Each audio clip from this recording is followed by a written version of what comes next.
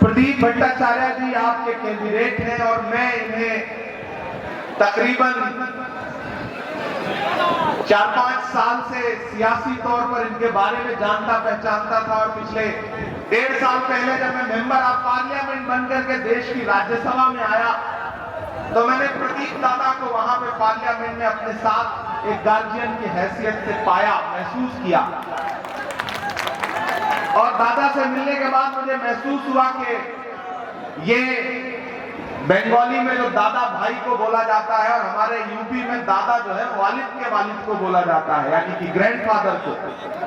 तो ये सबके लिए दादा भाई की तरह थे, मेरे लिए वो वाले दादा थे, उम्र जिसकी ग्रैंडफादर की उम्र की है। और इस बार जब इन्होंने मुझे आवाज दिया कि आपको प्रोग्राम के लिए आना है, मेरे लिए जनसभा के लिए आना है, तो मैं उनकी बात को इनकार नहीं कर सका। झील में पानी बरसता है हमारे देश में, झील में पानी बरसता है हमारे देश में, खेत पानी को तरसता है हमारे देश में, जिंदगी का हाल खस्ता है हमारे देश में, दूध महंगा खून सस्ता है हमारे देश में। 6 चरण के इलेक्शन हो चुके हैं, आखिरी फेज बाकी है जो 1 जून को न सिर्फ कोलकाता नॉर्थ के मुस्तकबिल का फैसला होना है बल्कि हिंदुस्तान के मुस्तकबिल का भी फैसला होना है।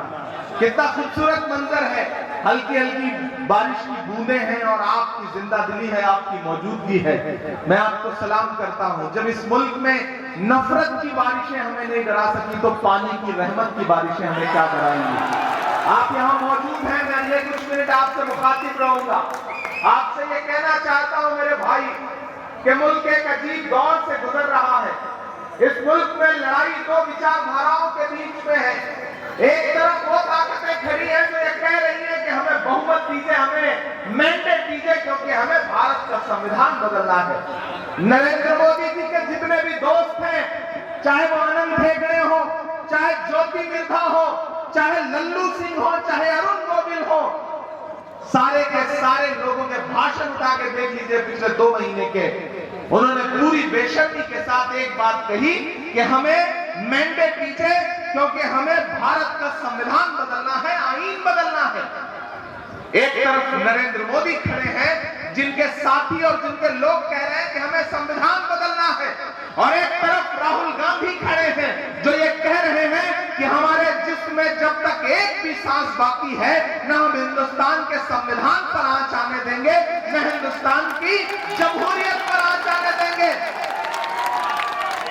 मैं यहां पर राहुल गांधी के साथी की हैसियत से, सिपाही की हैसियत से खड़ा होकर के आपसे ये कहना चाहता हूं, कोलकाता वालों, कोलकाता नॉर्थ वालों, जकरिया स्ट्रीट वालों, कि इस मुश्किल लड़ाई में अब फैसला आपको करना है कि आप कहां खड़े हैं, किसके साथ खड़े हैं।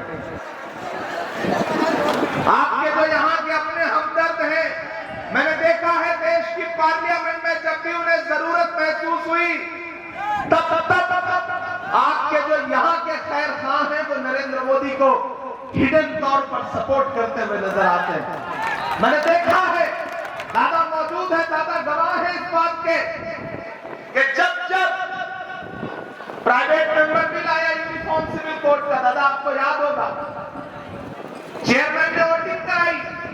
हमने देखा कि राज्यसभा में टीएमसी के जितने मेंबर ऑफ पार्लियामेंट थे सब चुपचाप निकल गए, पता ही नहीं चला, वोटिंग में पार्टिसिपेट ही नहीं किया। ये जो लूरा कुश्ती चल रही है फूल और जोड़ा फूल के बीच में, उस कुश्ती को समझना पड़ेगा आपको, बहुत समझदारी से काम लेना पड़ेगा आपको। उस नारे की सच्चाई सुनिएगा, जो पेट्रोल डीजल 58 रुपए लीटर था वो 100 के पार चला गया, जो गैस सिलेंडर 400 का था वो 1000 के पार चला गया। आटा चावल हो, दूध हो, दही हो, ये भाजपा की सरकारें तो वो सरकारें हैं जो अपनी पसंद की फिल्में टैक्स फ्री करती हैं और कफन पर जीएसटी लगाती हैं। कफन पर जीएसटी, ये था उनका पहला नारा। दूसरा नारा क्या था? बेटी बचाओ बेटी पढ़ाओ। बस इतना लगाना भूल गए थे कि भाजपा के नेताओं से। ये था उनका नारा। हमारी आंखों ने देखा है कि किस तरह से उन्नाव में भाजपा के विधायक ने एक बिटिया के साथ बलात्कार किया और आज सजा के तौर पर जेल में है। उन्नाव से आगे बढ़िए, हाथरस में एक दलित बिटिया के साथ बलात्कार हुआ और उसकी लाश को रात के 2 बजे बिना घर वालों की मर्जी के जला दिया गया। हमारी आंखों में सोनभद्र है, जहां भाजपा का एक विधायक एक मासूम बिटिया से बलात्कार के आरोप में 25 साल की सजा काट रहा। और हमारी आंखों ने, आपकी आंखों ने वो मंजर भी देखा कि इस देश के लिए ओलंपिक मेडल लाने वाली बेटियां जब जंतर मंतर पर भाजपा के एक मेंबर ऑफ पार्लियामेंट के खिलाफ प्रोटेस्ट कर रही थी तो उनको घसीटा गया। वो बेटियां जब प्राइम मिनिस्टर की चौखट पर अपना मेडल लेकर के गई तो चौखट बंद कर दिया गया। प्राइम मिनिस्टर बेटियों के साथ नहीं खड़े हुए बल्कि अपराधी के साथ खड़े हुए। यह है ये नारों की सच्चाई। और ऐसे वक्त में मैं जकरिया स्ट्रीट की आवाम को सलाम करता हूं जो इतनी जिंदा दिल और इतनी जागरूक है कि सामने से आवाज आ रही है कि प्रज्वल रेवन्ना का नाम क्या नहीं लेंगे, क्यों नहीं ले रहे हैं।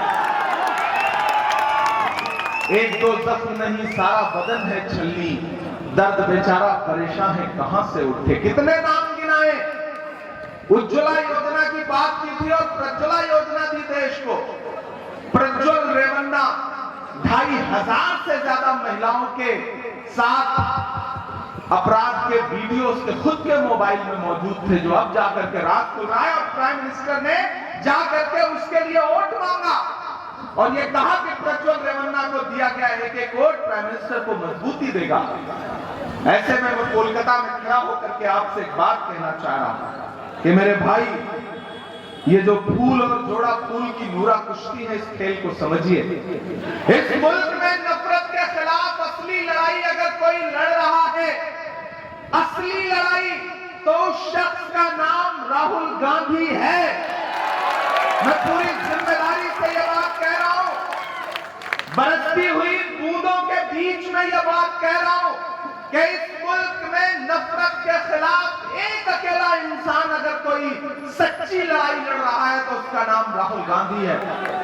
मैं गवाह हूं इस बात का।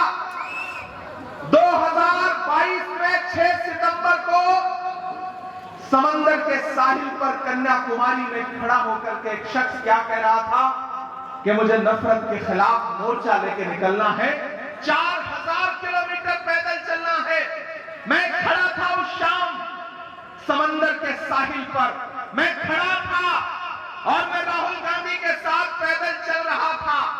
जब मुझसे मीडिया के साथी कहते थे कि इमरान आप तो शायर हैं, आप राहुल गांधी के साथ भारत जोड़ो यात्रा पर निकले हैं, आप क्या कहेंगे, तब मैं कहता था कि जो हर जालिम से टकराएगी वो आंधी बनाऊंगा, जो हर जालिम से टकराएगी वो आंधी बनाऊंगा। नए अंग्रेज आए हैं, नया गांधी बनाऊंगा। जकरिया स्ट्रीट वालों, मुझे पता है अभी बारिश की बूंदें और तेज होती जाएंगी।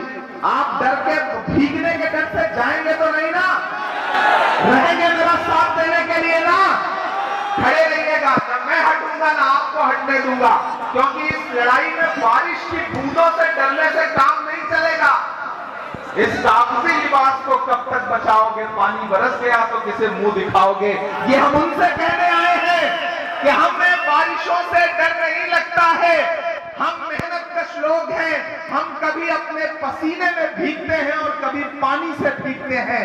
लेकिन एक बात दुनिया जानती है कि जो बारिश में भीगता है वो लिबास बदलता है, जो पसीने में भीगता है वो इतिहास बदलता है। जकरिया स्ट्रीट वालों, मेरे भाई, मैं आपसे ये अपील करने आया हूं कि मैं पूरे मुल्क में चुनाव प्रचार करता हुआ यहां पहुंचा हूं। केरल हो, उत्तराखंड हो, उत्तर प्रदेश हो, राजस्थान हो, बिहार हो, जम्मू कश्मीर हो, दिल्ली हो, देश के हर सूबे में प्रचार करता हुआ यहां पहुंचा हूं। पूरी जिम्मेदारी से ये बात कह रहा हूं कि प्रधानमंत्री अपने भाषणों में कुछ भी कह ले, लेकिन सच्चाई ये है कि इस बार दिल्ली से नरेंद्र मोदी की विदाई तय है। जमीन खिसक चुकी है। प्राइम मिनिस्टर के बयान उठा करके देख लीजिए। आ गए। सुना कल का उनका स्टेटमेंट, आज भी उन्होंने बिहार में खड़े होकर के ऐसा लफ्ज बोला, ऐसे शब्द का इस्तेमाल किया कि उसे बार बार मंच पर दोहराया भी नहीं जा सकता। अपने विपक्षियों के लिए, अपने अपोनेंट के लिए मुजरा शब्द का इस्तेमाल किया उन्होंने। एक प्राइम मिनिस्टर कभी ये बोलता है कि कांग्रेस की सरकार आ गई तो आपका मंगलसूत्र छीन लेगी, फिर बोले कांग्रेस की सरकार आई तो आपकी भैंस छीन लेगी। याद है उनका नारा क्या था? मैं देश नहीं बिकने दूंगा। आजकल क्या नारा लगा रहे हैं? मैं भैंस नहीं बिकने दूंगा।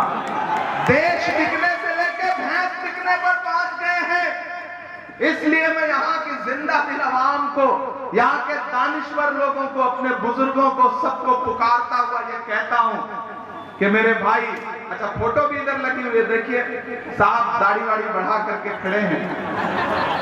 4-5 दिन पहले रोए, एक इंटरव्यू देते हुए प्राइम मिनिस्टर साहब रो पड़े।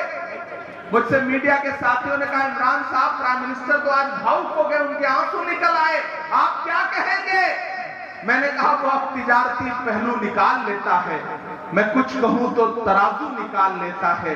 मैं इसलिए भी तेरे फन की कद्र करता हूं, तू झूठ बोल के आंसू निकाल लेता है। उन्हें यह हुनर आता है। अदाकारी के मामले में दिलीप कुमार साहब हो या अमिताभ बच्चन साहब हो, सब पीछे हैं इनसे। इन्हें और कुछ नहीं आता, सिर्फ अदाकारी आती है।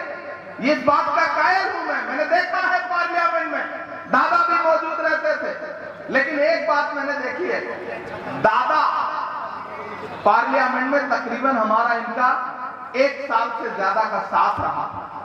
और मैं यहां खड़ा होकर एक बात आपको बता रहा हूं कि जब जब सामने नरेंद्र मोदी जी भाषण देने के लिए खड़े होते थे, इस तरफ से कांग्रेस के खेमे से, अपोजिशन से सबसे पहले कोई आदमी कूद करके वेल में खड़ा होकर उनके खिलाफ नारा लगाता था, तो उस शख्स का नाम प्रदीप भट्टाचार्य है। मैंने अपनी आंख से देखा है। मुझसे एक दिन मेरे पार्टी के एक आदमी ने कहा कि वो बुजुर्ग हैं, मैंने कहा नहीं, वो नौजवान बुजुर्ग हैं, वो कभी बुजुर्ग हो ही नहीं सकते प्रदीप दादा। नरेंद्र मोदी जी को भी जवानी के मामले में कोई मात दे सकता है तो प्रदीप दादा ही दे सकते हैं। जो इनकी जिंदा दिली है, मैं उसको सलाम करता हूं। मेरे भाई, यहाँ जो आपके मेंबर ऑफ पार्लियामेंट है, उनको आपने जांचा है, परखा है, मुझे उनकी हिस्ट्री बताने की जरूरत नहीं है। आप उनका पूरा किरदार जानते हैं। एक जो भाजपा से आए हैं, वो किन किन कितने कितने घाट का पानी पी के आए हैं, ये भी आप जानते हैं। मुझे उसके बारे में बहुत ज्यादा कहने की जरूरत नहीं है। मैं तो ये कहने आया हूं कि प्रदीप भट्टाचार्य जी को आप कई कई सालों से जानते हैं। जो मेरी नई नस्लें हैं वो भी ये बात जान लें कि प्रदीप भट्टाचार्य जी को राहुल गांधी ने अपना नुमाइंदा बना करके आपके बीच में भेजा है। ऐसे में आपका फर्ज बनता है, न हम सफर न किसी हम नशी से निकलेगा, न हम सफर न किसी हम नशी से निकलेगा, हमारे पांव का कांटा हम ही से निकलेगा। वतन की रेत मुझे एड़ियां रगड़ने दे, मुझे यकीन है पानी यहीं से निकलेगा। ये लड़ाई बहुत बड़ी है और इस बड़ी लड़ाई में कलकत्ता वालों आपको आखिरकार कांग्रेस के साथ आना पड़ेगा।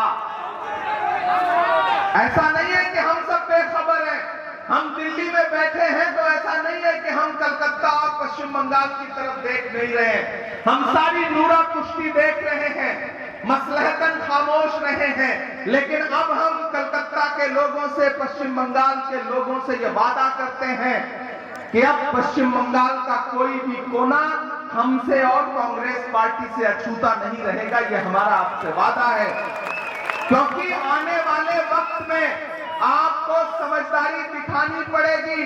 कभी राहत साहब ने कहा था कि जुगनुओं तुमको नए चांद उगाने होंगे। सुनना जकरिया स्ट्रीट वालों मेरी बात को बहुत संजीदगी से, कि जुगनुओं तुमको नए चांद उगाने होंगे, इससे पहले कि अंधेरों की हुकूमत हो जाए। ये बात अपने जहन में रखिएगा और हम आपसे वादा कर रहे हैं कि चाहे जितनी आंधी आए, तूफान आए, बारिश आए, आने वाले दिनों में बंगाल ये देखेगा कि किस तरह से कांग्रेस पार्टी ने बंगाल के जर्रे जर्रे को सैराब किया है, हमवार किया है। ये हमारा आपसे वादा है। शायरी के हवाले से आपकी लड़ाई लड़ता रहा हूं। इस देश के हर चौराहे पर, इस देश के हर मोर्चे पर खड़ा होकर के, चाहे वो नजीब के लिए आवाज उठाना हो या मदरसों के लिए आवाज उठाना हो या मॉब लिंचिंग के तहत मारे गए इस मुल्क के जितने भी मजलूम हैं उनके लिए आवाज उठाना हो, इमरान प्रतापगढ़ी हमेशा आपकी आवाज बन के बोलता रहा है। और इन्हीं दुआओं का सदका है, आपने अपने किसी मासूम लम्हे में मेरे लिए एक लम्हा अपने मुसल्लों पे दुआएं की थी, उसी का सदका है कि राहुल गांधी ने, मेरी बात को बहुत संजीदगी से सुनना, कि एक ऐसा वक्त जब सियासी तौर पर तमाम पॉलिटिकल पार्टियां आपसे, आपकी परछाई से अपना दामन बचा रही हो, ऐसे वक्त में राहुल गांधी ने आपके इस बेटे को, आपके इस भाई को हाथ पकड़ के ये कहा कि देश के सबसे बड़ी पार्लियामेंट में, राज्यसभा में जाओ और वहां बैठ करके अपने समाज के लोगों के लिए, अक़लियत के लोगों के लिए, मजलूमों के लिए, गरीबों के लिए लड़ाई लड़ो, आवाज उठाओ। और ये प्रदीप दादा भी इस बात के गवाह हैं कि चाहे इस देश की सड़कें हो या संसद हो, इमरान प्रतापगढ़ी ना कल चुप हुआ था, ना आने वाले दिनों में चुप होगा। ये मेरा आपसे वादा है, क्योंकि मैं इसलिए जिंदा हूं कि मैं बोल रहा हूं। दुनिया किसी गूंगे की कहानी नहीं लिखती। मैंने देश की पार्लियामेंट में भी खड़े होकर के साहिब से सवाल किया था और जकरिया स्ट्रीट पे भी खड़ा होकर सवाल पूछ रहा हूं कि कहां सोया है चौकीदार। सबसे पहले तो आपकी जिंदगी को सलाम।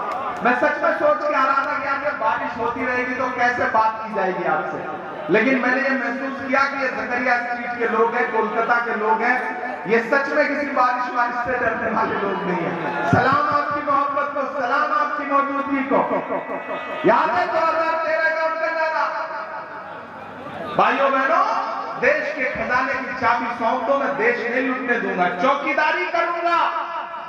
अब मैं उनसे सवाल पूछ रहा हूं कि कहां सोया है चौकीदार, कहां सोया है चौकीदार। विजय माल्या नाक के नीचे से हो गया फरार, कहां सोया है चौकीदार, कहां सोया है चौकीदार। आपकी तालियों का जो शोर है ना, सिर्फ कलकत्ता तक नहीं रहना चाहिए, वो दिल्ली तक पहुंचना चाहिए, साहेब के कानों तक। आप जिस तेवर और जज्बे के लिए जाने पहचाने जाते हैं वो मुझे नजर आना चाहिए कि कहां सोया है चौकीदार, कहां सोया है चौकीदार। गैस सिलेंडर की कीमत भी 1000 के पार, कहां सोया है चौकीदार, कहां सोया है चौकीदार। कि चाय बेचने वाला,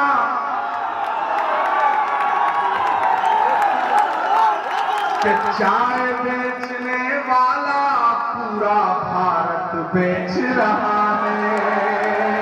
सही कह रहा हूं ना? सही कह रहा हूं कि नहीं कह रहा हूं? सही कह रहा हूं ना? कि चाय बेचने वाला पूरा भारत बेच रहा है। इसी काम में हासिल उसे महारत बेच रहा है कि रेल बिक गई, तेल बिक गया, बिका हवाई अड्डा। मैंने सुना यार बंगाल में, कोलकाता में रेड अलर्ट है, हाई अलर्ट है। एक चीज तो जान लीजिए कि आपकी यहाँ मौजूदगी से आज की रात न जाने कितने लोगों को नींद नहीं आएगी, ये तो तय बात है।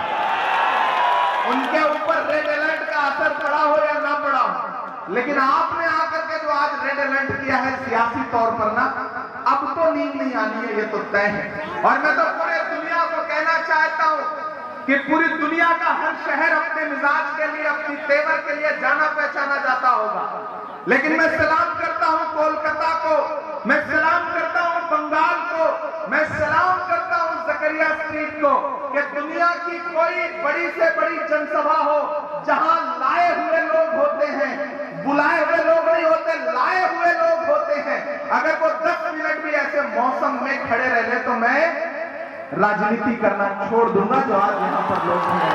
मैं सलाम करता हूँ आपकी मोहब्बत को कि चाय बेचने वाला पूरा भारत बेच रहा है, इसी काम में हासिल उसे महारत बेच रहा है कि रेल बिक गई, तेल बिक गया, बिका हवाई अड्डा, सब कुछ बिकता देख के खुश है अपने जेपी नड्डा।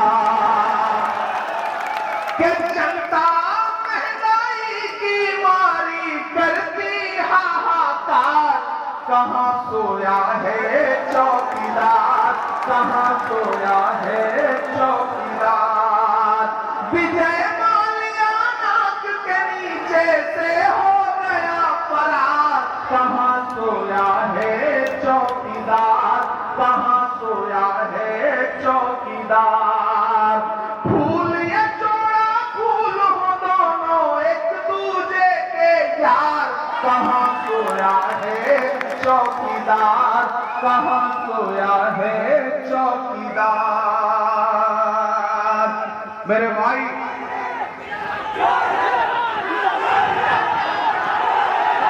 ये जो नारे आते हैं ना, उन नारों को सलाम करता हूं। मुझसे लोग कहते हैं कि इमरान डरा करो, इतनी बुलंद आवाज में देश की पार्लियामेंट में खड़े होकर के और देश के अलग अलग शहरों में मत बोला करो। तब मैं उनसे कहता हूं कि मत समझना डराने से डर जाएंगे। मुझे कितना चाहिए आपका जोश कि मत समझना डराने से डर जाएंगे, अब के सारी हदों से गुजर जाएंगे।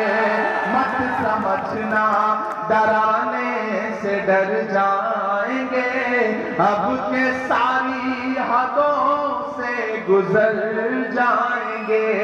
मौत के नाम का खौफ देता है क्यों, तैयार है ना अगले मिसरे पे, कि मौत के नाम का खौफ देता है क्यों, मौत जिस रोज आएगी मर जाएंगे। मत समझना डराने से डर जाएंगे, अब के सारी हदों से गुजर जाएंगे।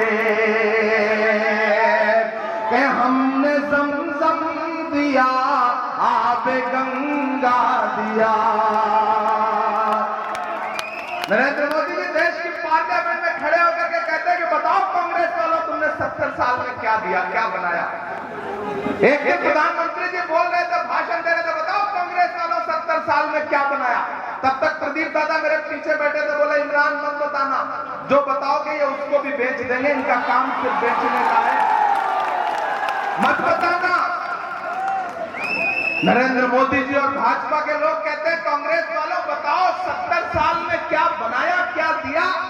मैं तो यहां सकरिया स्ट्रीट पे खड़ा होकर कह रहा हूं आलेलाम छाती ठोक के कि जो भाजपा की सरकार अपना चलाया हुआ 2000 का नोट 7 साल नहीं चला सकी, वो हमसे 70 साल का हिसाब मांगती है। जो सरकार अपना चलाया हुआ नोट नहीं चला पाई, वो देश क्या चलाएगी, नहीं चला पाएंगे। और ये भाजपा के लोग हो या टीएमसी के लोग हो, झूठ बहुत शानदार बोलते हैं। हमने ज़मज़म दिया, आबे गंगा दिया, तुमने भारत को दंगा ही दंगा दिया। और जो चौथी लाइन है उस पे एक भी हाथ खामोश नहीं रहना चाहिए कि हमने ज़मज़म दिया, आबे गंगा दिया, तुमने भारत को दंगा ही दंगा दिया। तुमने एक रंग के ख्वाब देखे मगर, तुमने एक रंग के ख्वाब देखे मगर, हमने हिंदुस्तान को तिरंगा दिया।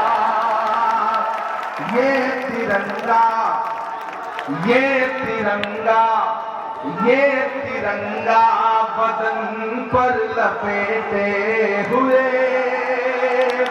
ये तिरंगा बदन पर लपेटे हुए एक दिन इस जमीन में उतर जाएंगे।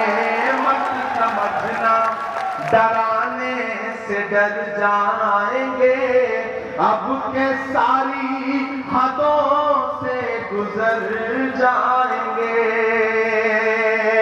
कि जख्म पर जख्म खा के निकले हैं, हाँ मगर मुस्कुरा के निकले हैं। हमने एक दिन पार्लियामेंट में खड़े होकर के मणिपुर पर आवाज उठा दी, नरेंद्र मोदी जी के दोस्त अडानी के लिए आवाज उठा दी, तो एक झटके में एक साथ 146 मेंबर आप पार्लियामेंट सस्पेंड कर दिए गए। जब हम सारे लोग सस्पेंड होकर के पार्लियामेंट से बाहर निकले तो मीडिया के तमाम कैमरे हमारा इंतजार कर रहे थे। उन्होंने कहा कि हो गए सस्पेंड, आवाज दबा दी गई। तब हमने उनसे कहा, जो कहा वो एक नज्म में ढल गया, मैं सुनाता हूं कि जख्म पर जख्म खा के निकले हैं, हाँ मगर मुस्कुरा के निकले हैं। मेरी हिम्मत के लिए आपकी दुआएं मिले मुझे कि जख्म पर जख्म खा के निकले हैं, हाँ मगर मुस्कुरा के निकले हैं। सर झुकाने का हुक्म जब आया, सर झुकाने का हुक्म जब आया, और भी सर उठा के निकले हैं, नारे हक लगा के निकले हैं। जख्म पे जख्म खा के निकले हैं, हाँ मगर मुस्कुरा के निकले हैं। सर झुकाने का हुक्म जब आया, और भी सर उठा के निकले हैं, नारे हक लगा के निकले हैं।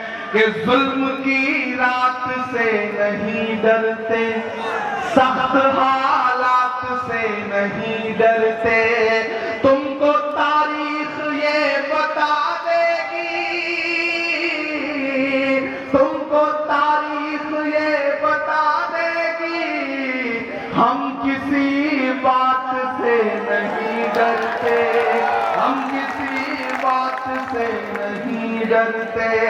कि सच का नारा बुलंद करते हैं, सच का नारा बुलंद करते हैं, झूठ को नापसंद करते हैं। हाकिमे वक्त से अदावत है,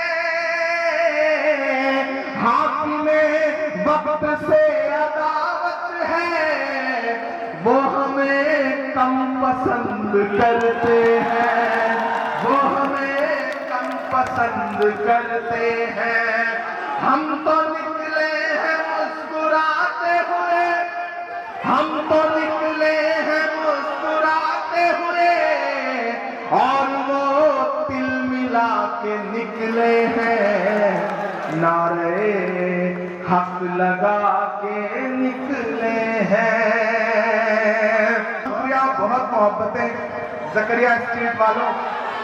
हाँ हाँ, आखिर में वही वाली नज़्म आपको सुनाऊंगा। जी जी जी, यहाँ पर हमारे जो साथी सीपीएम के हैं, लेफ्ट के, समाजवादी पार्टी के, ये जो बाकी साथी यहाँ पर मौजूद हैं, मैं उनकी मौजूदगी को भी सलाम करता हूँ।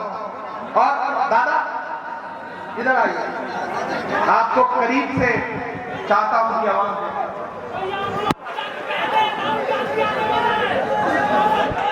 दोस्तों,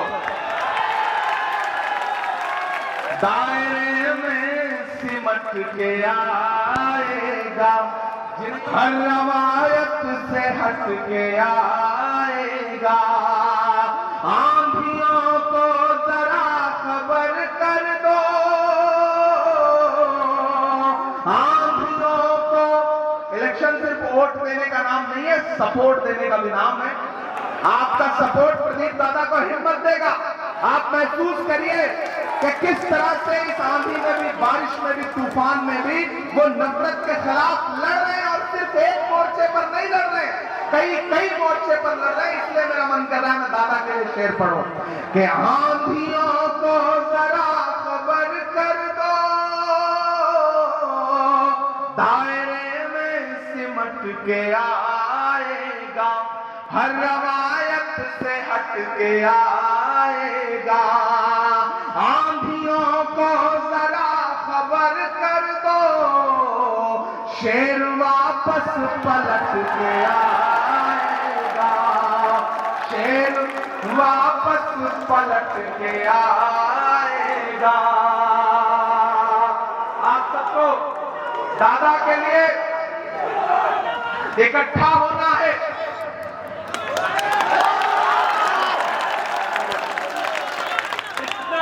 इतना सुंदर भाषण, इतना सुंदर भाषण मैं कभी नहीं सुना, तो इसलिए बहुत देखिए, अपने बुजुर्गों की जब दुआएं मिलती है ना, तो वो दुआएं बहुत अहम होती हैं, बहुत जरूरी होती हैं। बस दादा ने मुझे आवाज दी थी, संतोष भाई ने, शमीम अख्तर साहब ने, हाँ मैं सुना रहा हूं, अभी वक्त है, आप परेशान ना हो। मैं आपकी एक एक ख्वाहिश पूरी करूंगा, चाहे मूसलाधार बारिश होने लगे तब भी आप खड़ा रहूंगा, ये वादा कर रहा हूं। किसी साए, किसी छतरी की कोई जरूरत नहीं है। जब मेरे चाहने वाले अगर भीगने के लिए सामने खड़े हैं तो मेरा फर्ज बनता है कि चाहे आंधी तूफान बारिश कुछ भी झेलना हो, मैं उसी तरह खड़ा मिलूंगा जैसे आप खड़े हैं मेरे लिए। मैं इंशाअल्लाह आपके लिए उसी तरह खड़ा रहूंगा। बदन में जो भी लहू है तेरी अमानत है, बदन में जो भी लहू है तेरी अमानत है, जहां जहां हो जरूरत वसूल कर लेना, ये वादा करता हूं आपसे। ऐसे में आप साथियों से मेरी गुजारिश है कि उनका सपोर्ट जरूर करिए इस इलेक्शन में। ये बात मैं कहने के लिए आपके बीच में आया हूं। मुझे हुक्म हुआ है कि मैं लाल किले वाली नज़्म सुनाऊं, मैं वो सुनाता हूं। लेकिन मेरे साथियों, एक बात आपसे आखिर में, एक बात मुझे और कहनी है। मैंने कहा ना, मैं चला हूं राहुल गांधी के साथ 4000 किलोमीटर। इस मुल्क में मुझे बताओ कि जब बड़े बड़े लोगों ने घुटने टेक दिए हो, जब हुकूमतों ने, सूबे की हुकूमतों ने दिल्ली के सामने घुटने टेक दिए हो, ऐसे में एक इंसान जो ना अपनी जान की परवाह कर रहा है, 55 घंटे ईडी ने बुला करके राहुल गांधी को पूछताछ की। राहुल गांधी मुस्कुराते हुए ईडी के अधिकारियों से कहते रहे कि नरेंद्र मोदी से कह देना राहुल गांधी डरने वाले का नाम नहीं है। मैं ऐसे नेता के साथ खड़ा होकर के आपसे कहने आया हूं मेरे भाई कि आप तो इस बात पर ईमान रखते हो ना कि मजदूर का पसीना सूखने से पहले उसकी मजदूरी उसे दे देनी चाहिए। रखते हो ना इस बात पर ईमान? तो सुनो मेरी बात को, बहुत संजीदा बात को। 4000 किलोमीटर वो इंसान चला, किस लिए? नफरत कम करने के लिए। नारा क्या था? नफरत छोड़ो भारत जोड़ो। नारा क्या था? नफरत के बाजार में मोहब्बत की दुकान खोल रहा हूं। मुझे बताओ कोलकाता वालों के इस मुल्क में नफरत के सबसे ज्यादा शिकार कौन है? हम हैं, आप हैं। कौन से चौराहे पर, कौन सी ट्रेन में, कौन सी भीड़ आए और लिबास देख करके हमको आपको मार दे, कोई अंदाजा है? नहीं। ऐसे में इस मुल्क में नफरत कम करने के लिए लड़ाई कौन लड़ रहा है? बहुत संजीदा बात कह रहा हूं। मैंने एक इंटरव्यू में यह बात कही थी कि राहुल गांधी जानते हैं कि इस मुल्क में जब तक नफरत कम नहीं होगी तब तक भाजपा कम नहीं होगी। राहुल गांधी ने लंबा टास्क लिया। पहले 4000 किलोमीटर कन्याकुमारी से कश्मीर, फिर मणिपुर से मुंबई 6500 किलोमीटर चला वो आदमी पैदल। और देश के प्रधानमंत्री क्या कहते हैं कि राहुल गांधी तो शहजादे हैं। मैं तो प्रधानमंत्री से कहना चाहता हूं कि नरेंद्र मोदी जी, शहजादा वो नहीं होता जो हिंदुस्तान की सड़कों की खाक छानता हुआ लाखों करोड़ों लोगों को गले से लगा करके उनका दर्द बांटने की कोशिश करता है। वो शहजादा नहीं होता। और अगर एक टी शर्ट, एक ट्राउजर में हिंदुस्तान की सड़कों पर 4000 किलोमीटर पैदल चलने वाला इंसान शहजादा है, तो ऐसे शहजादे को हम अपनी पलकों पर बिठाएंगे। आप राहुल गांधी को शहजादा कहते हैं और खुद को फकीर कहते हैं। वो फकीर जो 10 लाख का सूट पहनता है, वो फकीर जो मोबाडो का चश्मा पहनता है, मोबाडो की घड़ी पहनता है और 8,500 करोड़ के जहाज में दुनिया घूमता है, ऐसा फकीर, अगर फकीर ऐसे होते हैं तो खुदा करे कि ऐसा फकीर हमें दोबारा नसीब ना हो। हम इस दुआ के साथ यहाँ खड़े हैं और आपको एक नज्म सुनाते हैं आखिर में। मैं एक बात ये चाहता हूँ दोस्तों कि मैंने राज्यसभा में दादा के साथ खड़े होकर के लड़ाई लड़ी है। मैं चाहता हूं कि 4 जून को इस देश में सरकार बनने जा रही है हमारी। नरेंद्र मोदी जी की विदाई तय है, कोई ताकत उन्हें नहीं रोक पाएगी, वो जाएंगे, अब विदा होना है उन्हें। आजकल तो मीम भी बनने लगे हैं उनकी फोटो के साथ कि मैनू विदा करो, मैनू विदा करो, मैनू विदा करो, ये मीम भी बनने लगा है। तो मैं ये चाहता हूं कि 4 जून को जब सरकार बने और उसके बाद राहुल गांधी इस देश के प्राइम मिनिस्टर बने तो एक तरफ प्रदीप दादा खड़े हो और एक तरफ इमरान प्रतापगढ़ी खड़ा हो। मैं ये चाहता हूं तो इस लड़ाई में आपको प्रदीप दादा का साथ देना पड़ेगा, हाथ के पंजे के सामने वाला बटन दबाना पड़ेगा। आपका दिया गया प्रदीप दादा को एक वोट सिर्फ इनको नहीं मिलेगा, मोहब्बत के उस मसीहा को मिलेगा जिसका नाम राहुल गांधी है। सोनिया गांधी जी को मिलेगा, प्रियंका गांधी जी को मिलेगा, मल्लिकार्जुन खड़गे जी को मिलेगा, और तो और आपका दिया गया एक वोट इमरान प्रतापगढ़ी के ऊपर आपका पर्सनल एहसान होगा। इसलिए भी मैं आपसे ये कहने आया हूं कि आज मेरा यहां आना एक लिटमस टेस्ट है। अगर आपने मुझे अपना लिया, आपने मेरी बात की लाज रखी, तो मैं वादा कर रहा हूं कि आने वाले दिनों में पश्चिम बंगाल के जर्रे जर्रे को हमवार करने के लिए चाहे जितना पसीना बहाना पड़े बहाऊंगा, इन इलाकों में घूमूंगा और आपके खिलाफ होने वाले हर जुल्म के लिए लड़ूंगा, आपके साथ खड़ा हुआ नजर आऊंगा। क्योंकि नया पाने की चाहत में पुराना छूट जाता है, नया पाने की चाहत में पुराना छूट जाता है। तुझे अपनाऊं तो मुझसे जमाना रूठ जाता है। मोहब्बत पढ़ने लिखने में बहुत आसान है, लेकिन मोहब्बत को निभाने में पसीना छूट जाता है। आज एक चीज तो तय हो गई, आज एक चीज तो तय हो गई कि आप तूफानों से डरने वाले लोग नहीं है, सैलाबों से डरने वाले लोग नहीं है। कभी राहत साहब ने कहा था ना, सैलाबों से आंख मिलाओ, तूफानों पर वार करो, मल्लाहों का चक्कर छोड़ो, तैर के दरिया पार करो। इसलिए मैं आपसे ये बात कह रहा हूं कि जुगनुओं, तुमको नए चांद उगाने होंगे इससे पहले कि अंधेरों की हुकूमत हो जाए। ये जहन में जरूर बिठाइएगा। एक नज़्म आपको सुनाता हूं जिसका उन्वान है लाल किला, क्योंकि वक्त बहुत थोड़ा। मैं कोशिश करता रहा हूं पिछले 10-12 साल से कि जब एक ऐसे वक्त जब आपकी विरासत, आपकी पहचान, आपकी निशानियां मिटाने का दौर हो, बदलने का दौर हो, तो मेरा फर्ज बनता है कि आने वाले 30 साल बाद, 40 साल बाद, 50 साल बाद, 100 साल बाद जब कोई मुअर्रिख ये लिखे कि एक ऐसा वक्त जब हुकूमत साजिश करके निशानियां मिटा रही थी, पहचान मिटा रही थी, तो उस दौर में एक कलमकार था जो बिना डरे हुए जो लिख गया है, वो आज भी तारीख के पन्नों में दर्ज है। उसका नाम इमरान प्रतापगढ़ी था। ये मैं चाहता हूं कि ऐसा हो, इसलिए अलग ऐलान पूरे मुल्क में बोल रहा हूं। इस बीच एक नस्ल जो पूरी दुनिया में सुनी जा रही है जिसका उन्वान है लाल किला। आपकी दुआओं ने जब मेंबर ऑफ पार्लियामेंट बनाया तो अब दिल्ली रहना होता है, तो कभी कभी गाड़ी उठाता हूं और उन पुरानी विरासत वाली इमारतों के इर्द गिर्द से गुजरता हूं तो ऐसा लगता है जैसे वो दीवारें कुछ कह रही हों। एक दिन लाल किले के बगल से गुजर रहा था तो मुझे लगा कि ये दीवारें मुझसे कुछ कह रही हैं। नज्म कही और वो नज्म बनी लाल किला। में आपको सुनाता हूं। मैं लाल किला हूं, मैं लाल किला हूं। अब तक आप एक नेता इमरान प्रतापगढ़ी को सुन रहे थे, अब एक खालिस एक शायर इमरान प्रतापगढ़ी को सुनिए। और अब थोड़ी देर के लिए आप भी सियासी जलसे में मौजूद है, ऐसा बिल्कुल मत सोचिए। आप ये सोचिए कि आप हैं, इमरान प्रतापगढ़ी है, और इमरान प्रतापगढ़ी नहीं बल्कि इस माइक पर खड़ा होकर के लाल किला बोल रहा है, अपनी रुदात कह रहा है, अपना दर्द कह रहा है, अपनी तारीख आपसे बयान कर रहा है। मैं पढ़ता हूं कि मैं लाल किला हूं, मैं लाल किला हूँ, हिंदुस्तान में तुझे तोहफे में मिला हूँ। मैं लाल किला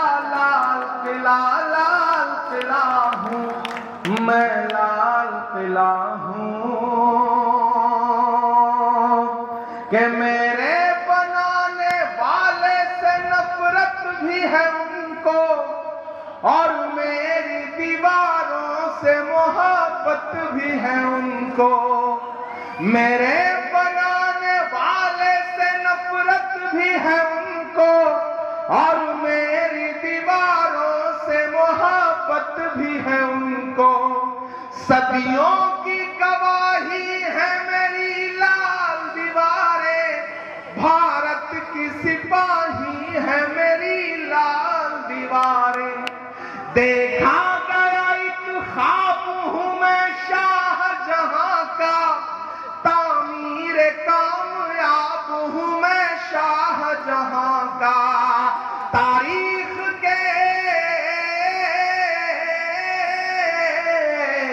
तारीख के पन्नों का मैं शिकवा हूं, गिला हूं। मैं लाल किला हूं, मैं लाल किला हूं।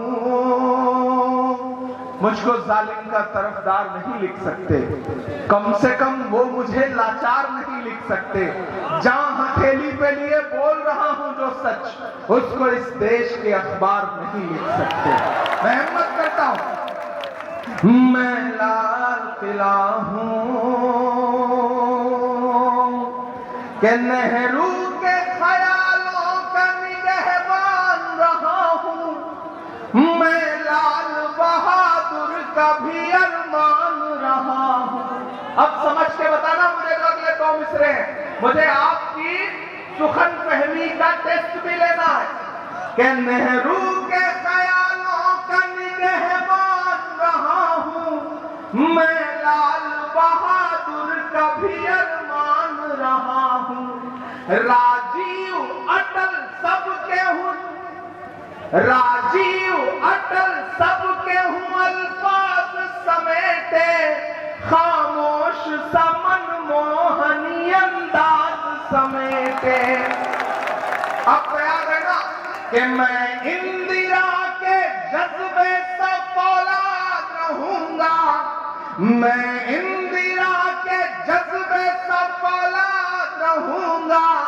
आबाद था आबाद हूँ, आबाद रहूंगा। मैं हिंद के हर शख्स की चाहत का सिला हूँ, मैं लाल किला हूँ, मैं लाल किला हूँ। आखिरी बंद पढ़ता हूँ, और आखिरी बंद में दुआओं से मेरा दामन भरना। जकरिया स्ट्रीट वालों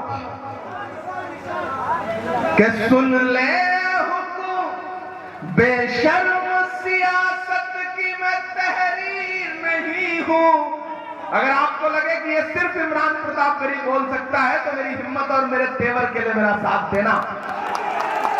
कि बेशर्म सियासत की मैं तहरीर नहीं हूं, सुन ले हुकूमत तेरी जागीर नहीं हूं। नफरत के समंदर में मैं खो ही नहीं सकता, मैं एक किसी रंग का हो ही नहीं सकता। और अगले जो 2 मिसरे हैं, अब तक जिन्होंने हाथ नहीं खोला मैं उन्हें भी कसम देता हूं कि नफरत के समंदर में मैं खो ही नहीं सकता, मैं एक किसी रंग का हो ही नहीं सकता। अंदाज मेरा मस्त मलंगा ही रहेगा। तैयार रहना, यहां से वहां तक, जहां तक मेरी आवाज जा रही है, कि अंदाज मेरा मस्त मलंगा ही रहेगा। गुंबद पे सदा मेरे तिरंगा ही रहेगा। इतनी कमजोर ताली से काम नहीं चलेगा। कि अंदाज मेरा मस्त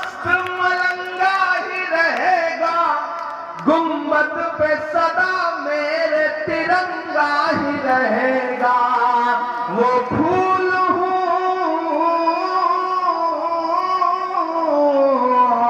वो फूल हूँ जो खार की छाती पे खिला हूँ। मैं लाल किला लाल किला लाल किला हूँ। मैं लाल किला हूँ। मैं लाल किला हूँ। ज़करिया स्ट्रीट वालों, आखिरी के जो 3 मिनट बचे हैं उसमें सिर्फ 2 शेर सुना के आपसे विदा लेता हूं।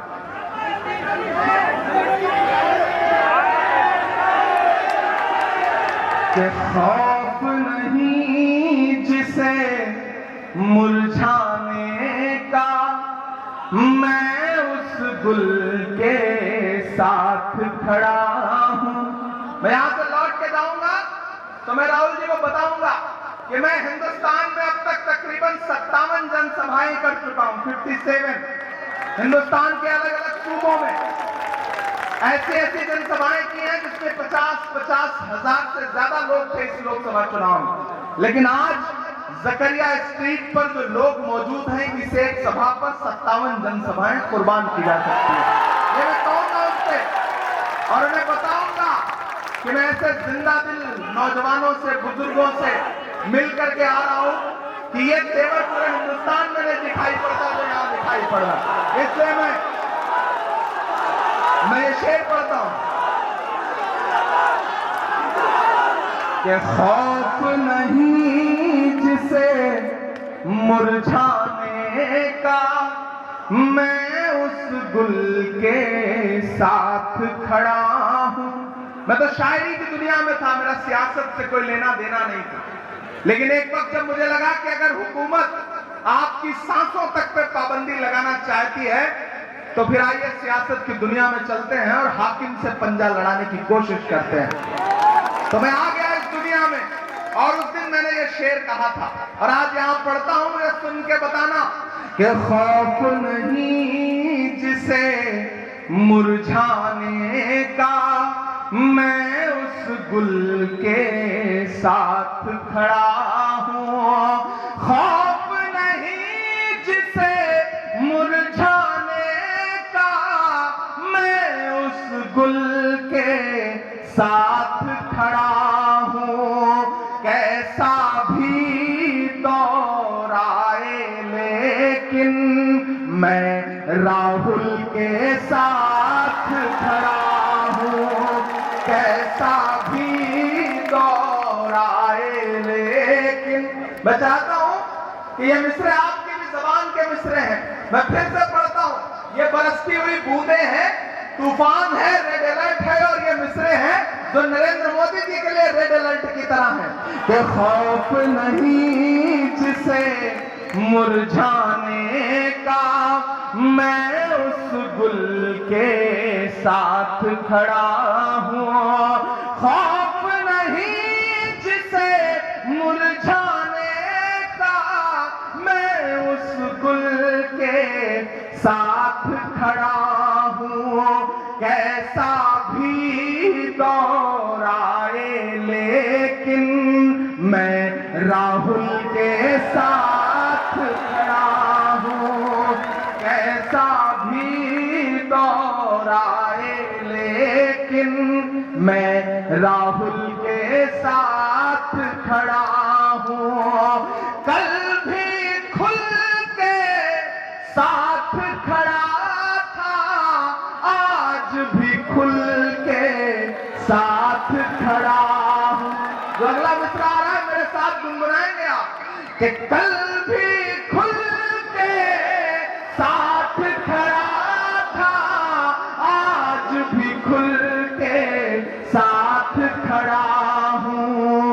कैसा भी दौर आए लेकिन मैं राहुल के साथ खड़ा हूं।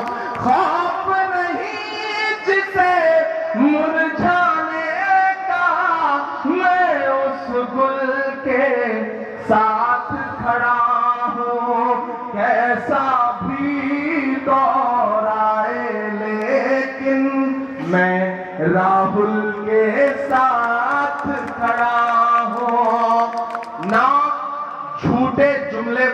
से, ना नफरत वाली आंधी से, ना झूठे जुमलेबाजों से, ना नफरत वाली आंधी से। ये देश अगर चल सकता है तो केवल राहुल गांधी से।